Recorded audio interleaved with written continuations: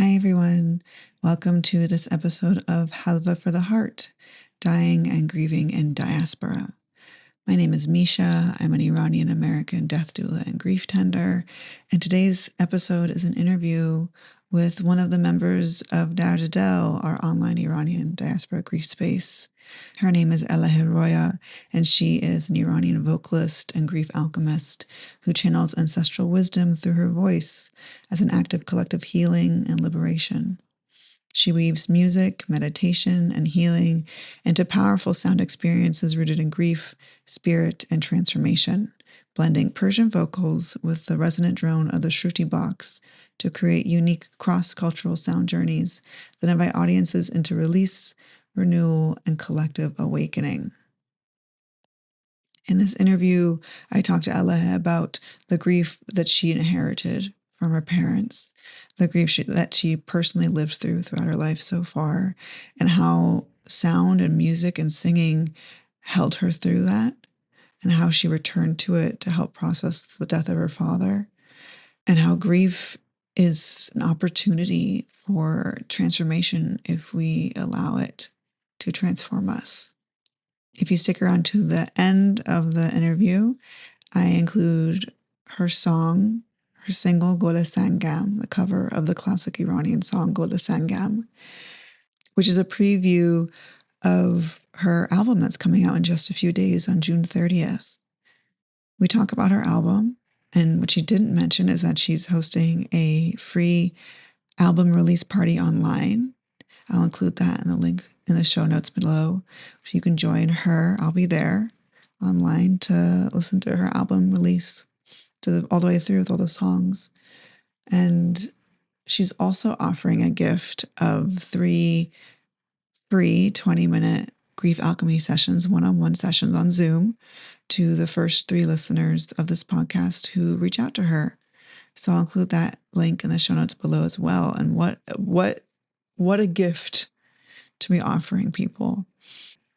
Yeah, I know you'll fall in love with Elaheh the way I have through this interview.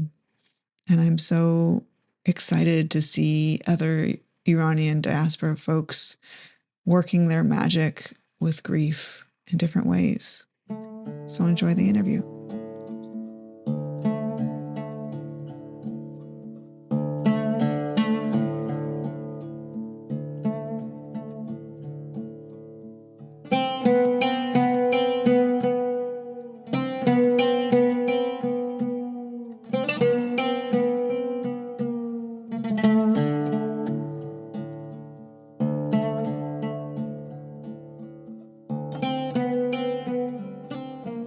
This is such a pleasure for me. Thank you so much. I feel like Instagram, somehow the algorithm worked out so well that I found you on there right at the right time, like when all the Iran stuff was at the height of it and grief. And then I had just started to be familiar with the term death doula because I met someone.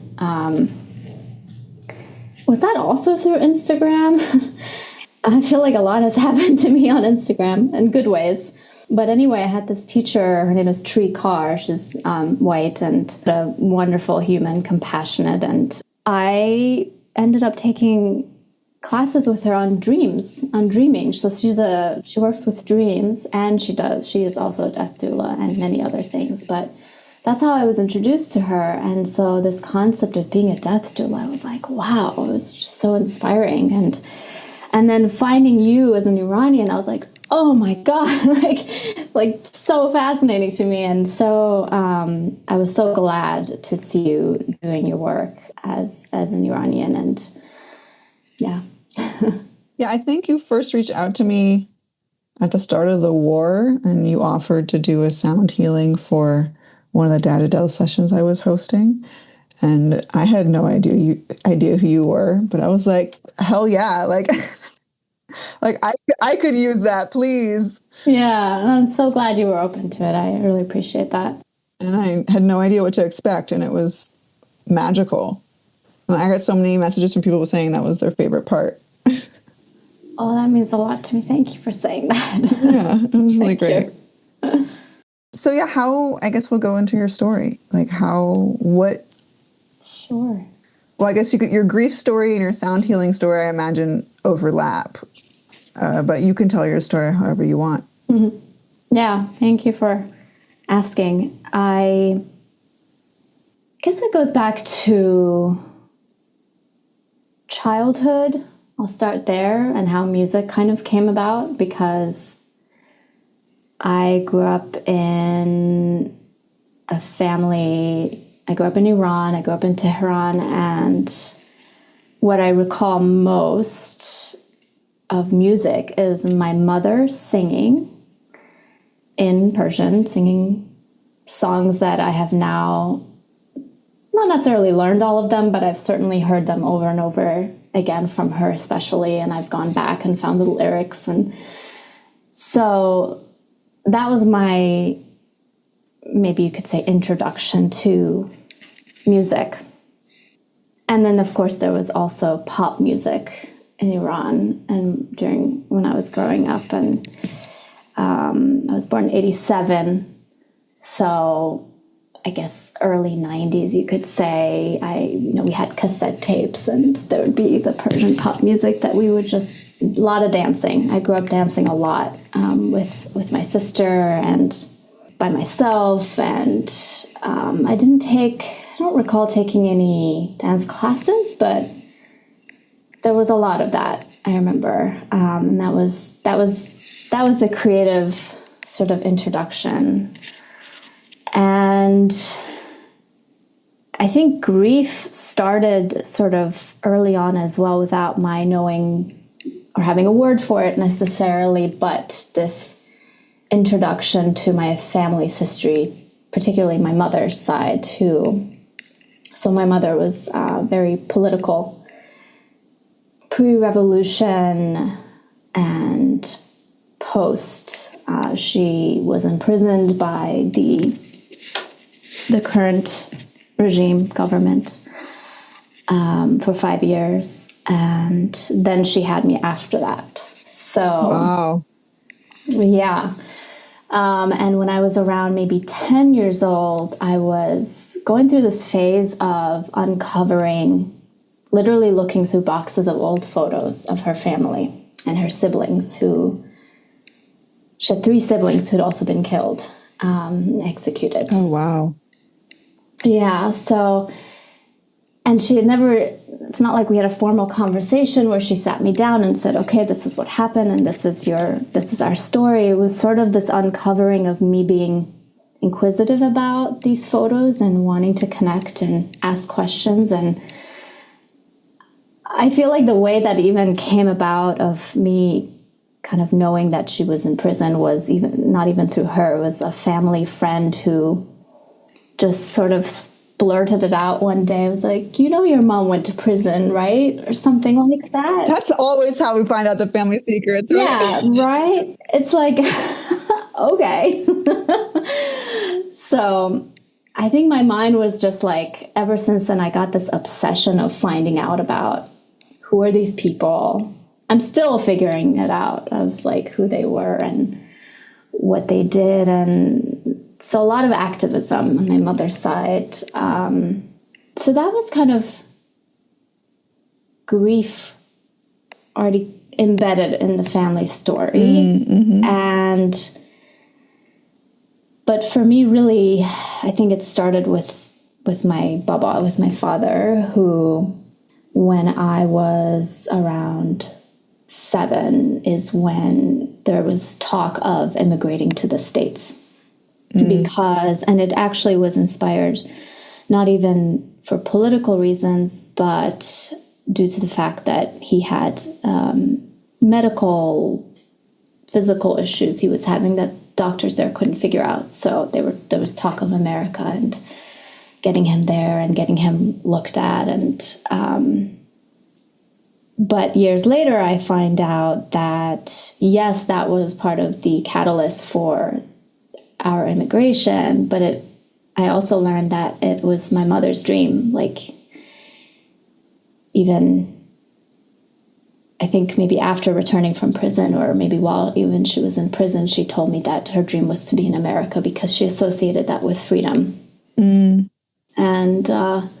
my father, because of that past and that history of looking after my siblings while she was away, and they didn't know when she was going to return. The original sentence was 15 years. Wow. And then it was reduced to 5. And wow. Yeah, so there was this, death was always sort of pending, almost, like the way my mom, she's written about it, actually in English. And this feeling of anticipation of you never knew when your name was going to be called and what they wanted with you. So I think that all of that got, again, without my knowledge, got passed down in a way. I feel like grief that's in the body that gets passed down that we don't know about feels so different. That like we're kind of born with this grief that we don't know why we feel this way. And then we start to learn bits and pieces and we're like, what? Wait, what? Yeah. Wait a minute. Exactly. Yeah. Yeah. And then when my dad left, so yeah, around 7, he immigrated to the States. By himself? By himself. He had... Okay. We had a cousin. My mom's cousin was in the States, and I think most Iranian families might have that experience. There's someone already established here that brings everybody over. That ended up being what he did for everyone, brought us all over eventually. But yeah, my dad was alone with my cousin and had quite major surgeries. They weren't simple. He had blood clots and all kinds of things, and it was, I think, kind of a miracle that he survived. And we waited 4 years, my mom and I, to get our visas. And that time was very hard for me. I cried a lot, missing him a lot, and having this feeling of wanting to bring my family back together. That became my thing of like, I just want everyone together again. And shortly after my dad left, my older brother also ended up leaving. He moved to Europe, although his intention was the United States. But so there was a lot of separation. And that's when my anxiety began at school too. It was showing up. Of course, again, didn't have the word for anxiety, but this knot in my throat all the time, wanting to cry, and not having anyone to talk about. Because again, my mother wasn't the type to have conversation, or so I don't recall having a lot of like ways to soothe. And school in Iran was harsh, very tough. Yeah, I was going to say, on top of everything, like I feel like school in Iran would cause anxiety on its own. Oh yeah, let alone everything else you're doing. Yeah, they're very tough. Most of my memories are not wonderful from school. Just a lot of mean teachers, not just mean girls, but mean teachers, which is even harder to have an authority. Yeah.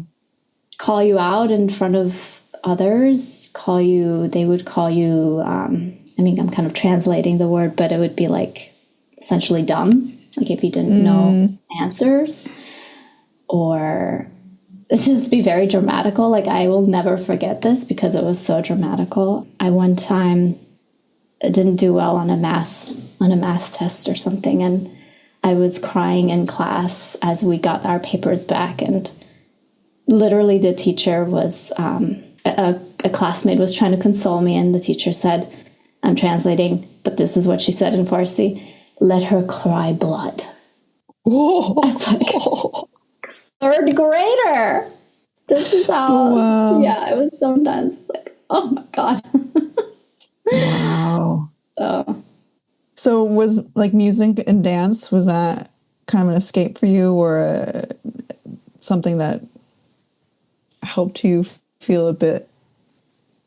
It must have been. I don't recall the going to it during those times to escape. But I know that I enjoyed it. So I can only imagine it must have done that.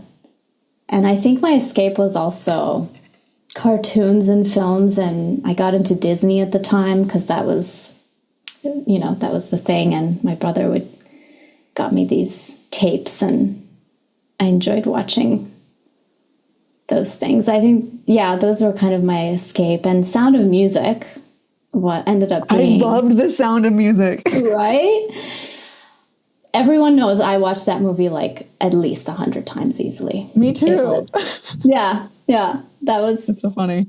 There was something about I think the way that our main character, whose name was it, Maria? Mm-hmm. She, like, just that liberation she expressed through her singing and feeling free, and all the ways that she rebelled. And I think there was something about that was my favorite. That's great. I also think Disney movies are so interesting because they're all about like broken families. Like every single one. That's true. Good point. Yeah. So how old were you when you eventually moved to the U.S.? I was 11. 11. So getting into the teens, and it was awkward. Oh my gosh. Awkward time figuring myself out. Even just the simple act of not knowing what to wear to school, because now I had to, in Iran, I was used to uniform. Pick your own clothes. Yeah. Yeah. And I was like, I don't know. Everything just felt so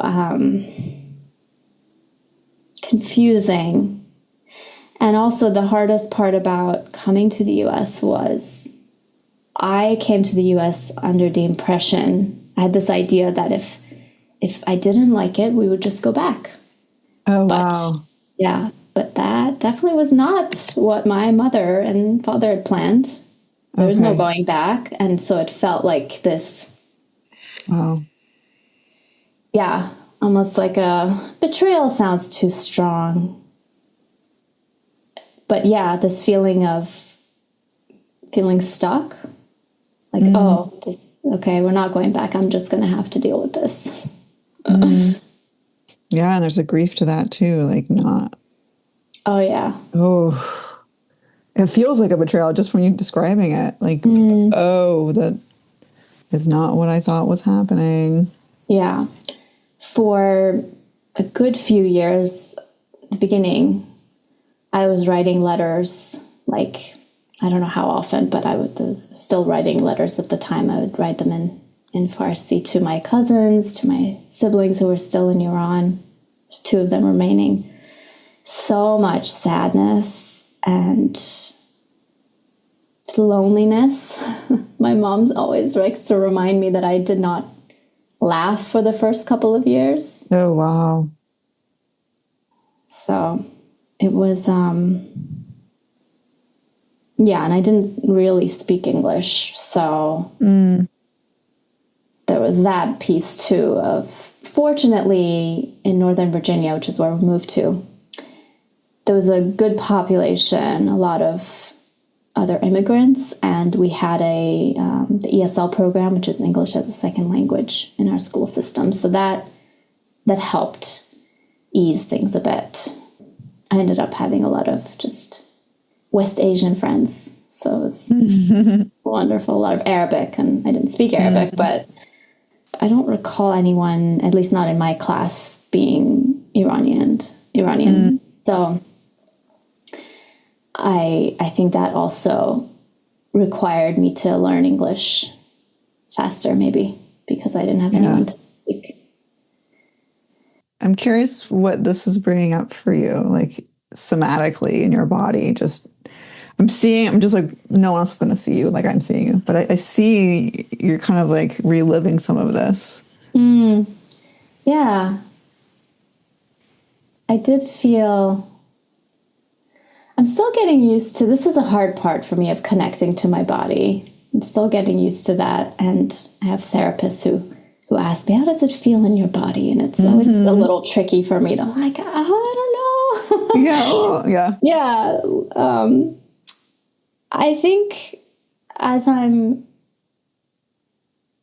I think it's still hard when I recall it, even though I've worked through so much and I've gone through a period of loving that little girl, because I did not love her before. And there was so much shame and embarrassment around even just photos I would look at myself at that age. And I've worked on a lot of healing to love her. And so I do feel much better about it now. But yeah, I think maybe there is a little bit of old memory still of that sadness still there, maybe lingering, especially maybe from the times in classrooms in Iran. Maybe I haven't really healed that yet completely, but kind of traumatized by that experience. Yeah. This is totally unrelated, but I never met my great grandmother, but everyone always said she was like the meanest lady. And whenever I describe her to people who are Iranian, they're like, why do they think that? Why do they think that? And all I have to say is, oh, she was like a school principal. And everyone's like, oh yeah, they were the meanest. Yeah. Oh my goodness. Iranian trait, I guess. Yeah. Okay, so how, I guess, I don't know if you want to jump forward a few years, but like, how did you find sound healing? Yeah, that's still very new to me. I discovered it. So when my father died in 2024, or transitioned, I like to say. That's really recent. Wow. Yeah, 2024, March 2024. I began to work with so I have this instrument called a Shruti box, which is actually an Indian instrument. It's like a drone instrument, similar to a harmonium or accordion. And I'd seen other voice practitioners in non-traditional ways. Like, for instance, I had a teacher who would do these voice, like circles, like we'd sit in the circle and we'd kind of sing together. And so I'd seen it before. I'd seen this instrument before, and I can't read music, even though I've been in like the orchestra and have dabbled with, like the violin. But a lot of it I learned from memory. I had a very hard time with rhythm, and the math always felt like an obstacle to me. So I guess my music training is sort of non-traditional. I mean, I took voice lessons, but I was looking for an instrument because I felt like I needed something to accompany my voice. I knew I wanted to sing, but I was looking for something to accompany me where I didn't have to feel overwhelmed learning it. Because I tried learning guitar, although I didn't try that hard, but I was like, I can't do this. This is too much. So the Shruti box ended up become my favorite instrument. And I always tell people, anyone can play it. And it's so good for accompanying the voice because it's just a drone sound in the background and you can just experiment with your voice on top of it. So I had this instrument for a few years, and when Baba died, I think I just naturally went to it. I picked it up again and I started to sing, and I don't know how this exactly happened, but I started to, what I describe as chanting. To me, chanting, I guess I differentiate that from singing, as singing to me, I feel like typically will have words or lyrics. Chanting just feels like just sound. And so I started to do that without an idea of what it was, and it started to feel very freeing, and I would like cry. I would have like these long, nice sobs and cries as I was grieving, and then I had this idea of, my original idea with it was, what if I create a workshop and I have other people join in? It'll be like a voice workshop kind of thing, and you don't have to be a singer to come, and we can all sing together. And that was sort of my original idea. And what ended up happening is that we did end up doing one workshop, and it was really sweet. It was like a mother-daughter workshop kind of thing. So folks brought their moms, and my mom came, and that was sweet. And but at the end of it, some of the attendees, they were like, you know, I could just lay down here and have you just sing for us. Can you do that? So that's kind of how it all started. It was kind of by accident, and this sort of request. And it was definitely weird a little bit at first, almost like a lot of imposter syndrome too, of like, okay, you just want me to sing for you, and like you sure you want to hear my voice for like 20 minutes? And it took me a long time still working on this idea of like, sometimes I'll do a sound bath and all these thoughts will run through my head of like, are they getting bored now? Are they going to get up and leave? So it's been a very interesting and wild ride since 2024, and things just kind of picked up. So, and, you know, even for me, sound healing, from what I had seen on, you know, YouTube and the internet and people doing it, the version I was familiar with was lots of bowls and instruments. I was gonna say, that's the only real experience I have with sound healing, is a whole the bowls, which is beautiful, but it's not at all what you do. No, so that was the other piece of it, is like, okay, I guess I'm just doing this with my voice and this one instrument, but somehow people asked for it and liked it and would tell me things that would happen that I'd be like, wow, that sounds cool, like visions, or I don't know, things they would see and how they would feel. And I did feel a little bit jealous of like, wait, I don't feel that way. I want to have your visions. Like, so it makes me think of, I mean, even when like I'm on Spotify or wherever searching for like traditional Persian music, a lot of the songs don't even have titles. Like they're just called like avaz vane or avaz va whatever instrument. You know, it kind of seems like what you're doing. Like it's just voice and Shruti. Like that's all it is. Yeah. That's it. Yeah. So an accidental journey, and the catalyst was a grief that I had been, in a way, preparing for since childhood. My father's death was the thing I was afraid the most of.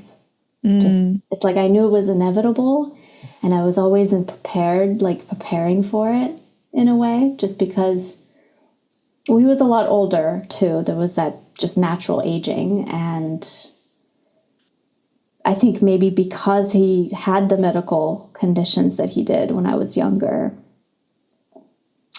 maybe that sense stuck with me of this worry about losing him. So in a way, his death actually freed me, not worry about him anymore. And he had dementia, which was also hard. And that started 2020, 2021 is really, things just kept going downhill pretty quickly after that with the dementia. And the last year of his life, so in 2024, in February, we had to transition him to a nursing home, which was also a very hard, very emotional decision for all of us. And he was only there for 3 months. Maybe it was late January. Yeah, March is when he passed, like late March. and he got COVID, actually. Oh, wow. So it was a lot of traumas. Yeah. But I think the way that I handled his grief, my mom actually said this to me. She said, I feel like you're doing really well, and I was worried about you. Because I'm the youngest, I think maybe naturally she was most worried about me of the other siblings, of the other children. And yet here I was doing all this creative things and singing, and not that I wasn't grieving, but somehow, again, I do think part of it was that I feel like I had already been grieving him for a long time. Mm-hmm. So in some ways, I feel like I was just kind of ready for it. Yeah. But I'm curious if it felt how you thought it would feel. What surprised you? Yeah, I knew logically that I wouldn't know until it happened how it would feel. Surprises, I guess. Yeah, maybe even just how I was coping with it. That I felt like I was handling it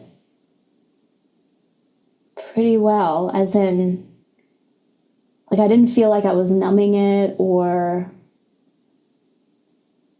I guess looking back, I would say the most surprising is, how freeing it ended up allowing me to be. Through, for me specifically, ended up being singing. Were you singing much before then? Like, was it a tool that you had used to cope with other things? So I had been singing, but not very differently than I did when he died. A lot of it was, finding songs that resonated, Persian songs. It's very rare for me to sing in English. I don't really connect for, I think, pretty obvious reasons. Just emotionally, I never really connected, but it was a lot of, just sort of listening to other people sing it, and then sort of this practice of lyrics and, getting it a certain way. And it was fun, but not freeing, and I think that's what really changed. Just the way that I started to chant, really, and to just open up and even use my body. I think that was the other interesting thing when I used to sing, because I performed a bit too before my father died, and I used to live in New York, and I would have a couple of gigs here and there. I performed with like other musicians, and we had a lot of fun. And but I distinctly remember I didn't even know what to do with my hands, or like, how do I stand? Like, I was just kind of not really open or feeling everything. And what's different now is that I just kind of naturally started to close my eyes, and I'll literally just like pull back, like have my hands out, or just my body kind of knows what to do now, which is so freeing. And I keep saying the same word, but without me having to try, almost just sort of naturally opening up. What I'm hearing you say is that you're like surrendering to it. You're not so nervous. And I mean, I have a lot of thoughts around like what a good way to grieve is, or like, you mentioned like you were handling it well, and I'm not saying you didn't. I'm just saying in myself, I noticed I like used to judge people in the way that they grieved, and being like, I'm actually confronting it. Like, why are you hiding from your grief? Yeah. And I think the biggest lesson for me in my grief was learning how to really surrender. And that's what surprised me the most when I was like before my mom died. I like read all these grief books. I was like, I've studied it. I'm going to be a master. I'm going to know how to do this. And then when she died, I was like, I have no idea what is happening. So I think what I thought, and maybe people know more about this now in terms of like the dialogue and discourse we hear on grief, but I feel at the time, my mom died almost 14 years ago. At the time, it was kind of just like, you'll be sad. You'll be sad for a while. You'll miss the person because you love them, and that's grief. And I didn't really know that like I would be changed. Like I thought it would just be like a longing for her, and not like, oh no, like not only have I changed, but I have to kind of accept the path of life that this is leading me down. It was especially like for years I held on to resentment of the fact, like because my mom got sick and died, I didn't get to go to the university I wanted to go to. Like I didn't get to live where I wanted to live. Like I didn't get to major in what I wanted to major in. Like my life was thrown off course, and I was so angry about it. Yeah, and it took me several years to be like, that's what happened, you know, like, let's just not just accept it and move on, but like surrender to the path that is leading me towards. That's the right word. Yeah. Surrendering. And that's hard for people to do. Yeah, it was really hard for me. Yeah. Can be hard. Yeah. And also, I feel like in the last few years, I've like actively turned towards, like in my meditation practice, I practice surrendering. Like that's part of the practice. And so even when the war started last year, I felt less panicked. As so many people around me were like panicked, and like rightfully so. I'm not saying they shouldn't have been panicked. Sure. I'm just saying that like I felt a bit more resourced because I had practiced with surrender. Yes. Yeah. I relate to that. And I think surrender is part of, I think the other word I would use of what happened to me, I think, is that I became more spiritual. Like, I think I kind of considered myself pretty open-minded before his death, and interested in the esoteric in some ways, but always led more with the sort of logic, practical side. And his death for me, and the surrender and the singing and all of that led to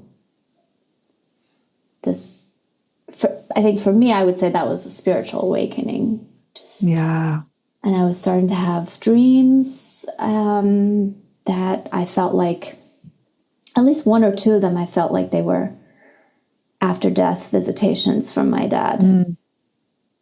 I mean, the one that became the most sort of prominent inspired a song that I ended up writing in my album last year. And it was such a short phrase that he said. It was so wonderful. He said it in Farsi. He said, Bahar Amad, spring has arrived. And that was it. And it felt so profound. That was like kind of early on after his death. Yeah. Yeah, I haven't said this out loud to many people, but I've thought it a lot. Whenever people are like, I'm an atheist. I always think like, oh, you've never seen someone die. Like, if you've seen someone die, you couldn't be, I mean, maybe some people still are, but like I went into my mom's death, like fully thinking I was an atheist, and then watching her die, like the moment after she died, because we were at home together, like I felt her soul in the room, and I was like, but souls aren't real. And I was like, wow. Like you can't deny it. You just can't deny it. Like I was like, I guess I'm not an atheist anymore. Like what is happening? Yeah, it's really, there's something to it that death and grief, just like it's a spiritual process and it opens you up to things, Yes. especially if you really surrender to it. If you surrender, if you let it, if you're open to it. Yeah. I mean, immediately after, I'm looking up because I have my altar here. Immediately after his passing, my sister suggested that altars are helpful. And I didn't even have to think twice about it. I was like, okay, I know what to do. And I put it together. I'd never done that before. And to this day, some days I might miss it, but I'll come in, I'll say, Salam. I used to call my dad sometimes by his name, Salam Hussein. And just talk to them. And it was so natural to me. I just would have conversations especially when the genocide in Palestine started to happen. Well, it's been happening, but at the height of 2020. Wait, was it 2023, right? Yeah, I think so. Yeah. Again, obviously I had a lot of grievances and with our country here and my tax dollars and all of that. And so I would, especially because my dad used to love America so much, I would come in here and tell him all these things. Like, look at what it's doing. Do you still love it? Like, what are we supposed to do? So I had a lot of conversations around this America you loved. All these things. Do you ever hear him respond to you? Or does he like respond to you in dreams or? No. And I think that's something at this stage, my desire is to develop more of a spiritual connection, even though I do feel like I'm very spiritual compared to years ago. I'm at this point of a desire for getting things, like getting messages and feeling more or hearing. I haven't had that experience, but I never questioned that I was still talking to him. And I haven't had dreams recently either, and that's another sort of desire I've been wanting to make happen, of just wanting connection again. Do you want a suggestion? Yeah. What's worked for me, I mean, yeah, sometimes I do actually hear things, but it's very, very rare. I have to be in like the right meditative state to receive. And it's usually not the message I even want to hear.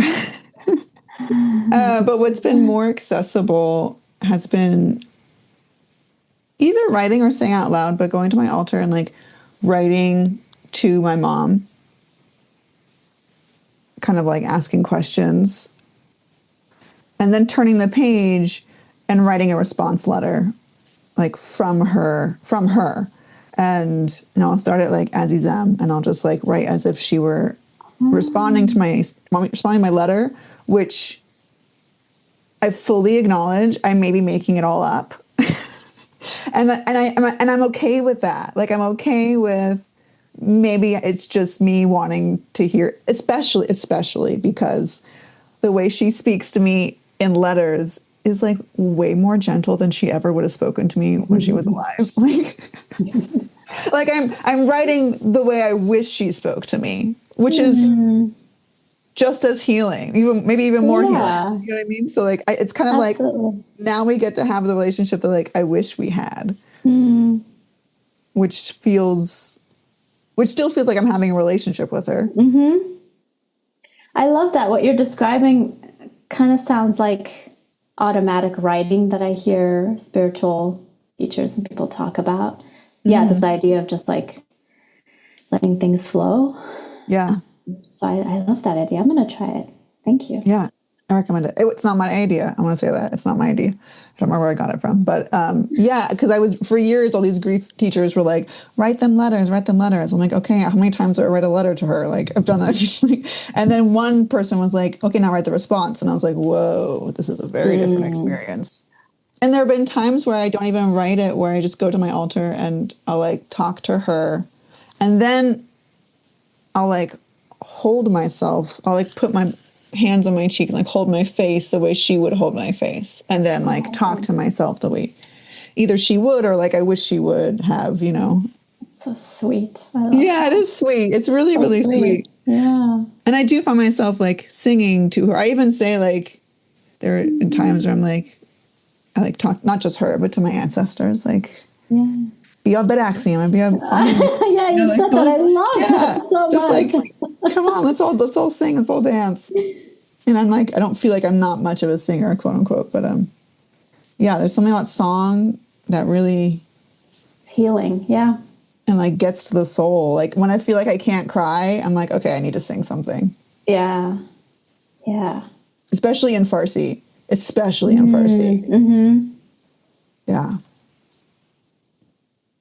Yeah, it's such a poetic language, full of metaphors. Well, even if I don't know what it's saying, like it's just the language that is in my soul, right? Yeah, it's in my absolutely. heart. Yeah. Yeah, I love talking all things grief. I wanted to ask about diaspora grief. I mean, you're a member of Dowdadel now, so like we haven't talked much about in Dowdadel about like personal loss. You haven't really talked about your dad very much. So like, what draws you to Dowdadel, and how does your singing help you with your diaspora grief as well? I've been thinking about that question, especially because I think in the last session when we were chatting, I may have mentioned that I was maybe feeling a little disconnected from Iran and even grieving it. And I was wondering why that is. And I discovered that perhaps it's because, not that I'm done grieving, but I did spend a lot of years, especially my 20s, I was writing a lot. Writing was my first sort of creative outlet, and then it was singing. And I wrote so much about nostalgia. Nostalgia was my favorite word. It was just everything I felt about this deep nostalgia for Iran. I would listen to Persian music on YouTube. I found certain artists that I was drawn to, like Namju and Darya Dadvar. I started to listen to her songs and started practicing those. I really liked her style, the way she combines sort of Western and Persian. And I would, I'd be sitting in my English class. I was an English major. Did a brief stint at NYU. That's a whole other story. But I'd be just getting emotional, just randomly thinking about Iran and loss and home. And so I went through a lot of this sort of longing for home and nostalgia and writing and poetry and writing about the Caspian Sea and my memories of childhood. And I'm now at a point where I think I started to change my definition of home. Not by force, but over the years and after some moving around, and it started to feel like, as I started to build community in places I lived, more and more I'm comfortable now with saying it. I mean, it sounds cliche, but home is where the people are. Home is where my community is and where I feel connected. And so in a way, I guess I sort of, because I think I was being a little harsh on myself for why am I not feeling more torn up about Iran right now? Mm. I mean, I certainly felt it at the beginning of March and the start of the second war. I mean, we experienced it last year too, but that felt so, and maybe from the trauma of Palestine, it just felt too close to what we had all witnessed, live streamed, and that repetition. And it was very overwhelming. So I was very grateful that that's when I found you and Dardadel and felt like, yeah, because I'd never really felt like I had found an Iranian community who also has these values that I feel aligned with. It's, it can get complicated and nuanced, as we know. It sounds like you're grieving, like, because you don't feel so connected. You're not grieving the fact that you left Iran. You kind of did that. I'm sure you're still grieving it, but like the new grief is that you don't feel as connected to it as much. Like maybe because you're not wallowing in the nostalgia anymore. Yeah, that's part of it. As I was going through this little discovery phase, I actually ended up finding, I think I mentioned this in our call, that I ended up finding some old blog posts that I had written at the time. So the last time I went to Iran, I was 15. So it was 4 years after immigrating to the States. And I went back alone as a 15-year-old. And it was like a summer of 2003, I believe.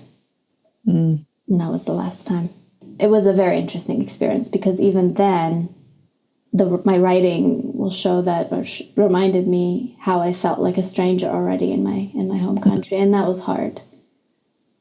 I even had someone say to my sister, we were visiting, I think it was Shiraz, we went to one of the sites to visit, and he was asking my sister, he said it in Persian, I heard him, he said, is she a foreigner?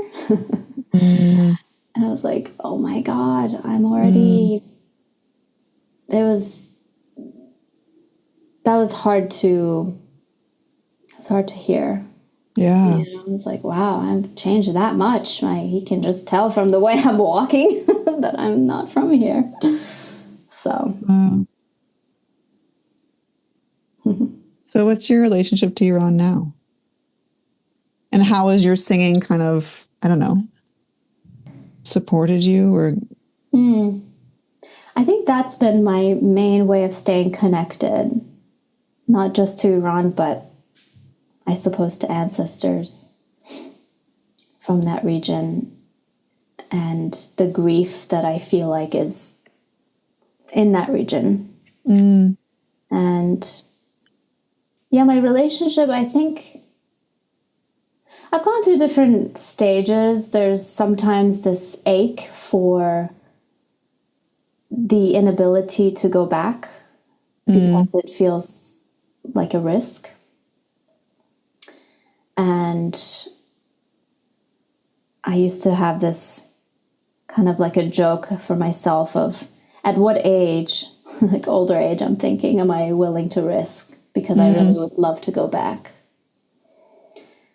before I died. And then there's also this even grief of wishing like my husband to see it. He's American, and all these, so many beautiful parts I haven't even seen. And there was a part of me that started to regret a little bit. I don't typically consider myself someone who regrets things because I can't live that way. But when my grandmother died in January, she died in Iran, and she used to do a lot of tours. So she was a tour guide. She would take people from Iran. She would rent buses, and she was very much a woman of a lot of guts and power and fierceness. And she even took a group of people to Moscow. She did a lot of cool traveling to India, but then she would also do these local trips in Iran, and definitely there was a part of me that wished that I had gone to some of them with her and made that happen. And so I go through stages. I think I've made more peace with it now, of not wallowing in that ache as much. Maybe there's still a sense of numbness too. Again, I know I keep kind of bringing back Palestine, but I felt like that everything we saw, I think a lot of us did see on our phones, was just so, I went so deep sometimes with that of watching that it really did something. It was just like too much, too overwhelming to then watch the same thing happen in Iran. I couldn't.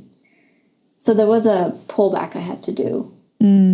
That there's still, I'm trying to balance it of like how much, it's like I want to be informed of what's going on, but then balancing it with how much I'm feeling and grieving, and it is complicated.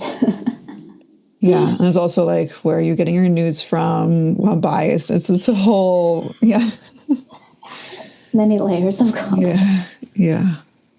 Yeah, and I appreciate all that. I think I'm kind of in a similar place in terms of like the longing doesn't feel as, it doesn't break my heart in the same way it used to. Yeah, I resonate with that. Yeah. Which is not good or bad. It's just how it is. And I mean, for me, even like hosting Dad has been really, like, I feel like that's been helpful for me, is just to have this like recurring space where we're deliberately connecting with Iran together. Yes. Yeah, and it's I so think beautiful. there's something powerful in doing it together, What you've done is such a needed and beautiful contribution. Thank you. Yeah, I'm glad people keep showing up. Yeah. Because I think, I mean, so often when people sign up and then they like don't come for several weeks and then they finally come, they're like, usually their first thing is like, I was so scared. Like and I get it. Like, I mean, coming to any grief space, you have to be brave. It takes a lot of courage to show up to a grief space and be like, I'm choosing to be with my grief. But I think especially in an Iranian grief space I think so many people have been burned in Iranian diaspora community spaces that they're just, to show up to an Iranian space where you're choosing to be vulnerable is scary. It's really scary. Yeah. And I'm like continually grateful for the people in the group for like when difficult situations arise that we just kind of like have compassion for each other and move through it together. It's like it's healing my own like Iranian diaspora wounds, Yeah. Okay. Do you want to go into talking about your offering, Grief Alchemy, and like how that was born and what it is you're offering? And also I want to hear about your album. Okay. Yes. Thank you for being interested. And I'd love to talk about it.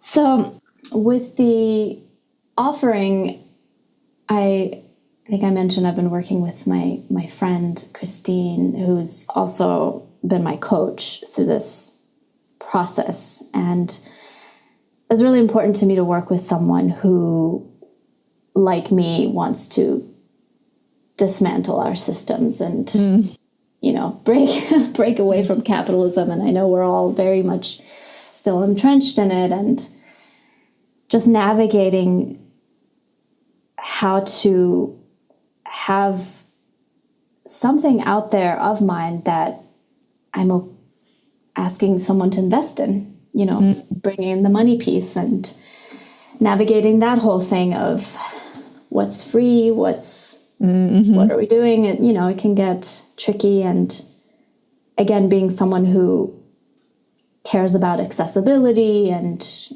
I know you're the same way, and I actually was inspired by how you price things out, and this accessibility, I forget what you called it, but creating the donations and anyway, just making it possible. I was really inspired by that. So I was looking to work with someone to help me have an offering and a business, a service that I can generate some income from, because we all need that. And doing what I love and sharing it with people, but also doing it in a way that feels ethical to me. And obviously there's still so much to learn, and I'm going to change things and make mistakes and learn from them and grow and all that. So that was sort of my intention of wanting to do this. And it sort of started with, I had this idea a couple of years ago when all the sound healing things started for me, that I started to play around with this feeling of wanting to see if I could create, there's one idea of creating personalized chants for people. It's like, let me try this out. And I don't know, I just kind of felt called to do that. And I asked a couple of friends and said, would you be interested and open to it? I'll do it for free. And if you just give me some feedback, that would be wonderful. And so I did that, and it went, I feel like it was a pretty good experience, and it was received well. And in one instance, one of my friends actually asked me for it again a few months after that. And so it really helped her. And so I was, I guess, gathering a little bit of maybe evidence or validation of what it is I'm doing, because again, it's like I'm just kind of making things up as I go, and I don't know what's working. And so then I started working with my friend Christine, and one day as we were doing this work, we finally realized that grief is the key to everything, and this desire to, this whole grief alchemist kind of came about. It was like one of those moments of like, duh, like because I've been thinking about grief, and it's been a part of my life for a long time. And in the online space, I'm very new to it, but it had been with me for basically all my life. And the way that I was singing when my father died, it's not exactly music that you dance to or you would play in a coffee shop. So there was that sort of feeling with it. And I knew that was my thing, that I wasn't going to change that. And, I even had someone ask me if I ever do like kind of happier music. And it's like, no, I just like to make music to make people cry. So that was kind of, grief just made sense. It was one of those like light bulb moments. And so the offering was sort of an idea that stemmed from the original idea of doing the personalized chants. And as Christine and I were talking through it a lot more, ended up being, I guess it sort of came about that, what if I just offer people one-on-one sessions, and what if we do it over Zoom and make it a little bit simpler? Because the thing I did before was I would record something for someone and just send them the recording. So this is a little bit more, definitely different to be in the same Zoom space with someone. And so that's sort of how it kind of evolved through different ideas and through working with someone I trust, and the focus being grief, right? That was, I think, kind of wanted to narrow it down, because sound healing can be so expansive, and it could obviously be helpful for many different things. But I really wanted to kind of get to that grief point and make that sort of the specific focus of, let's work with this grief thing. Let's come. How Iranian of you. Yeah. Yeah. Let's talk about it. Or not even talk about it. It's like, right. Yeah. I have one of my friends purchased one of your grief alchemy sound healing, and she raves about it. And she says she listens to it all the time. She was like, my favorite part is when she sings Gola Sangam. Oh, so sweet. Thank you. If you're okay, I'll include your Gola Sangam at the end of the episode so people can hear it. Love that. Thank you. Okay. Cool. So yeah, tell me about Gola Sangam, and is it going to be on your album? So Gola Sangam is a single. I decided to release it as a single. So what happened once we established this, okay, I'm going to work with grief in some way and sound. And I was like, I like this grief alchemist sort of title because just this general term sound healer wasn't quite appealing to me. It just felt kind of like, okay, it's not as nuanced or whatever. And then one day I felt like, this was back in May, I was just like, why don't I, as I was still working through this idea of what is grief alchemy and alchemizing and what am I trying to do, because ultimately, to me, it's like my goal is, because that's what happened to me, is that I want us to, yes, feel the grief, yes, go down to the deep, dark ends of it, because we have to, which is also, yes, scary, but then let's come back up though.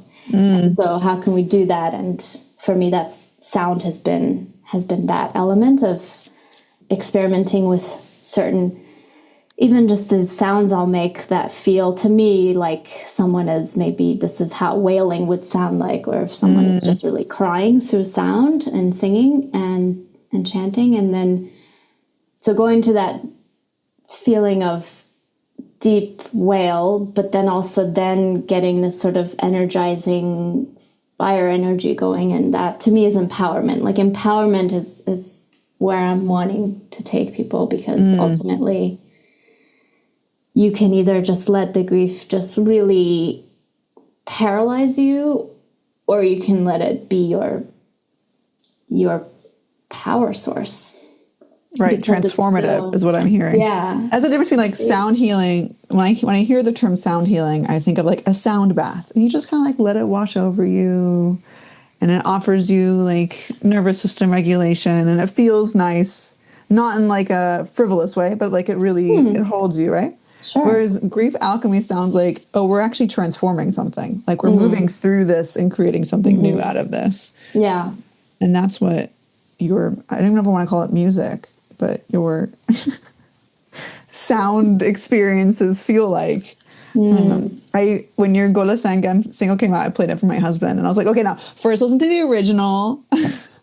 And he was like, this is already really sad sounding. And I was like, yeah, it's funny. Like, I don't really think of it as like super sad. I don't know. To me, it's just like a classic Iranian song, which I guess is sad, right? They're all sad. Yeah, I know. That's what I mean. It's in our DNA. It's just so. Yeah. I was like, for Iranian music, it's not that sad though. Like, I don't know. And then I played your version, and he was like, oh wow, this is sad. This is sad.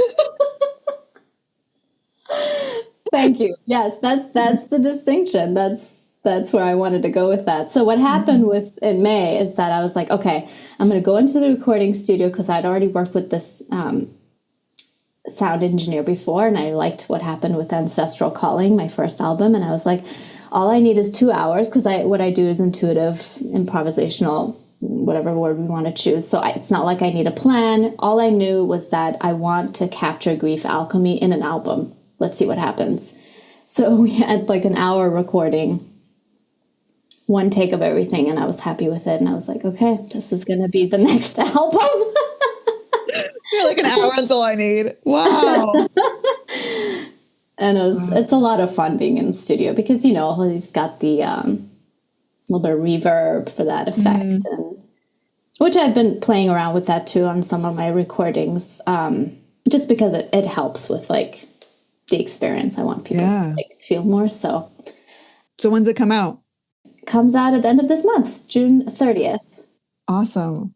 Do you have other classic Iranian hits that we can look forward to? Maybe I might do that. So what happened in the studio is that we had a lot of time, and I was kind of like, all right, I think I'm good. So let me throw in Gola Sangam, because I used to sing it all the time. And I'd never really sung it that way before. Oh, really? It just came through. Yeah, a little bit different than what I had done prior. So that was interesting. It's like, okay. I didn't even sing the full song. I didn't even finish all the lyrics, and I was like, okay, I think this will just be its own little single. Can I request Cheshma Man? Because that was my mom's favorite song, and it is a. Whew, that will make. Know this one? Okay, it's by Dayush. It's okay. Yeah, it's. Okay, I'll take a look. Cheshma Man is a. It's all about how like his eyes. He wrote about his brother's death. It's about how his eyes won't stop crying, and they never will. Like they'll just cry forever. Oh man, I can't believe that was like my mom's favorite song. Like. Yeah, I mean, my mom, the stuff that she would sing and the way that she would sing, they always made me sad. And in fact, when she knows I've said this, she reminds me of it. It's like sometimes I'd just be like, stop singing sad songs. And now I feel bad that I told her to stop because my mom actually wanted to be a singer and she was not allowed to be. Mm-hmm. So it was, I think that's been an ache for her for most of her life. And, so I don't love the fact that I asked her to stop, but they really were making me sad. Right. Yeah. So. You need a balance, right? Yeah. Balance. Yeah. Iranian music is either like really sad ballads or dance music. There's kind of no in between. No in between. Yeah. And both have their place, you know? Yeah, absolutely. Yeah. Well, thanks, Elaheh. This was wonderful. Before we end, can I ask you about your name? So why do you go by Elaheh Roya? Is that your birth name, I guess? And like no, so my name is Elaheh. That's my birth name. I decided I've never really felt that connected to my last name, and I just kind of felt like I just kind of felt like I wanted an artist name, and then I started to really like the words Roya and Halva Roya, which I sometimes say in my songs, and I was like, I kind of like that because Elaheh means, you know, goddess of whatever. We'll say that, and then goddess of dreams or something. I was like, okay, when you said you're like, when you mentioned that you kind of wish your dad was coming to you in your dreams more, I was like, that's why it's your name. There you go. Yeah, you're helping me connect things more. Yeah. No, that's great. Well, thank you so much. This was wonderful. So much fun. Thank you so much. Seriously, thank you for all the posts you do and things you share about me. And every time I'm like, this woman is so generous. So thank you. I really appreciate it. Yeah. No, I love what you're doing. I love how we each come to grief from a different angle, you know? Yeah. Yeah. One of my friends gave me this brilliant idea because we were talking about like, when you're saying like, how do we make money from this? How do we sustainable business? She was like, you know, your offerings are great, but she's not Iranian. She was like, what if I had an Iranian friend who was grieving and I wanted to send them like a care package that would be supportive, like culturally relevant to them and supportive. Like, would you put together like a care package? And my first thought was like, how do I include something from Elaheh, like a USB with music or like a gift card to a grief alchemy session? Like, how do I incorporate? There's like a few different Iranian artists. I'm like, if I were to make a grief care package, I would be putting that in there and that in there. So that's a long-term goal of mine. But I'm like, that's brilliant. That's a brilliant idea. I hope you do that, and I'd be honored to be a part of it. Yeah, that is so often such a good idea. Yeah, I could think about like. So we're going to the business side of things, but like sometimes the grieving person isn't the one who's going to press like book session, you know, it's the caring friend or family member who like, how do I support them? Yeah. That's so true. That's so true. Okay. Well, thank you so much. Honor. Thank you. Thank you. Thank you. Thank you. This is fun.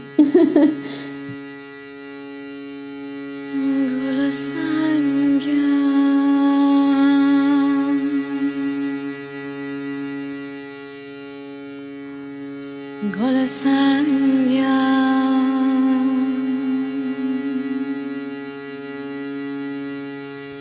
چی بگم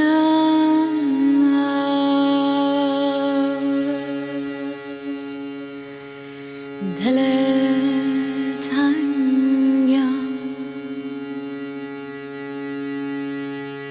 مثل آفتاب اگه بر من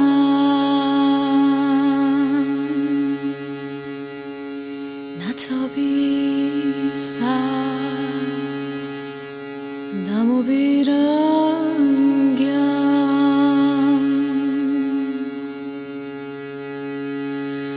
گل سنگم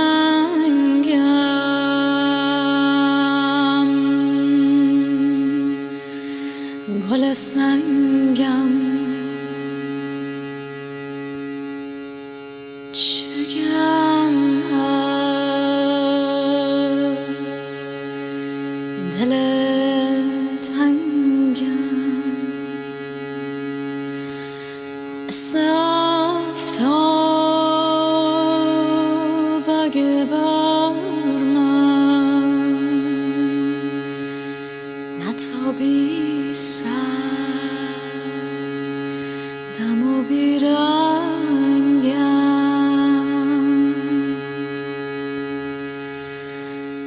مثل بارون اگه نباری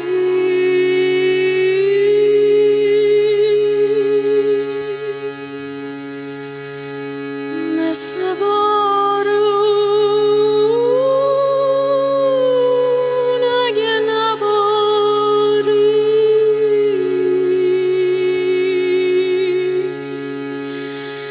بی تو میشم دو روزه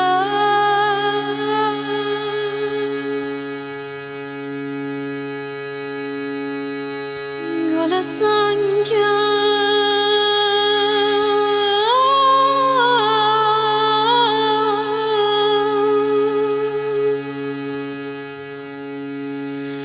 گل سنگم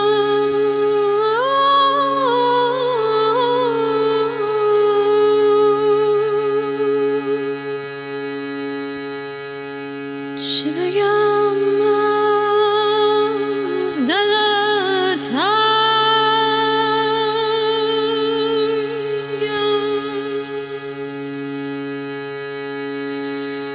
گل سنگم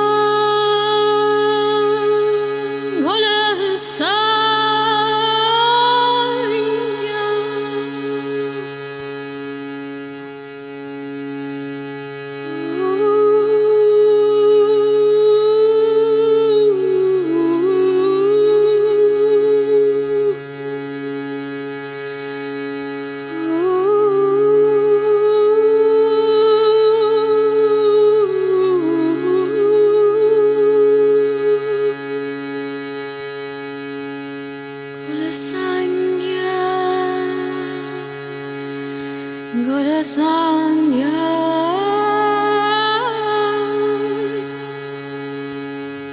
چی بگم